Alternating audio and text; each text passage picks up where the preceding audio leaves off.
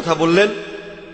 আল্লাহ বেশ কয়েকবার হুরের কথা বলেছেন কোরআনে 4টি আয়াতে, সূরা তুরের 20 নম্বর আয়াতে, সূরা দুখানের 54 নম্বর আয়াতে, সূরা রহমানের 72 নম্বর আয়াতে, আর সূরা ওয়াকিয়ার 22 নম্বর আয়াতে 4 বার বলা হয়েছে হুর, কোরআনে উল্লেখ করা হয়েছে।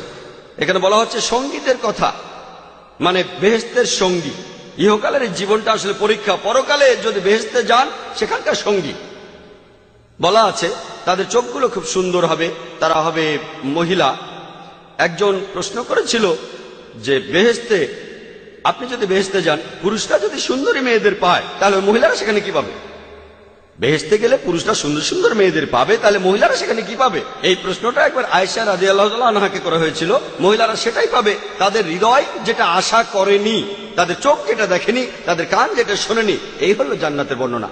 তাহলে মহিলারা বেহেশতে সেটাই পাবে, তাদের হৃদয় যেটা কখনো আশা করেনি, তাদের চোখ যেটা দেখেনি, তাদের কান যেটা শোনেনি। এই হলো জান্নাতের বর্ণনা।